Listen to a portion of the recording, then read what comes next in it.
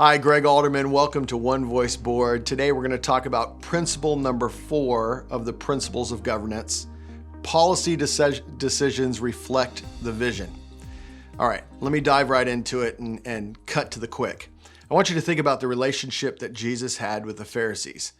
There's probably a lot of thoughts and ideas and even images that come to your mind. And one of the images I want to plant in your mind is that day when Jesus was preaching and he called the Pharisees whitewashed tombs. Think about that idea.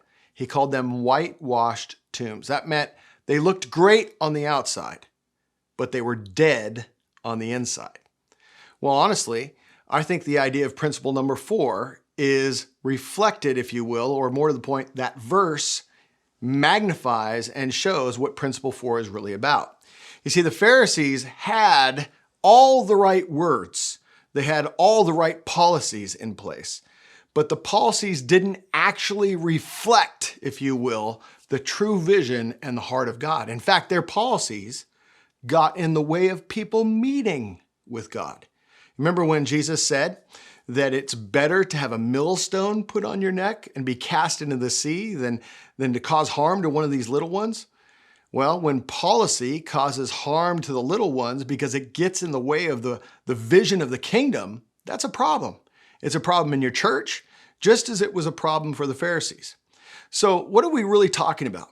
Well, when we have vision and when we have mission principles, we're going to have policies, decisions we've made as a group. That's what a policy is.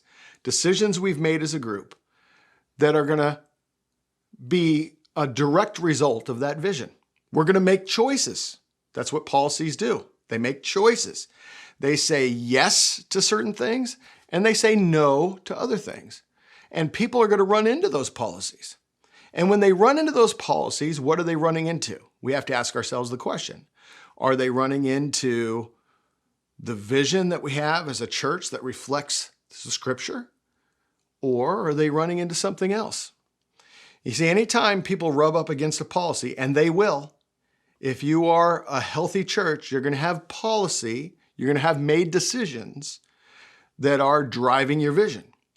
And anytime people run up against it and conflict is generated, you're going to always have to ask the question.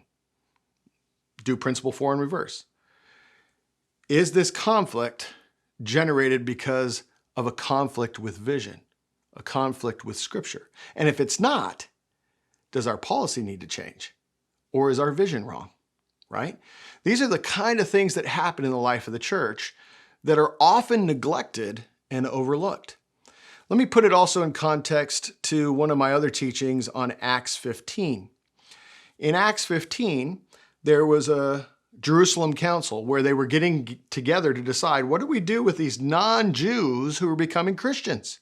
Do they have to be Jewish and Christian, or can they just be Christians who believe in Jesus without having to follow the traditions of Moses? There were some, actually a lot, if you know the story well, in the life of the church who believed that the decision needed to be, the policy needed to be, that these Gentiles, these non-Jews, needed to become Jewish in order to become followers of Jesus. And there were others who believed that the policy needed to be less restrictive. This created a huge conflict. What did they do? They came together and they made a decision by consensus. That's principle 2. And then they spoke with one voice. That's principle 3, a policy that directed this vision that God wanted to reach the Gentiles and not put the burdens of the Mosaic law on Gentiles in order to believe in Jesus. You see, that's principles 1, 2, 3, and 4 in action together. Jesus is the head of the church, not man's tradition. We need to make decisions by reflecting on what the owner wants. Then we need to speak with one voice, not as individuals, but speak with one voice, what that vision is.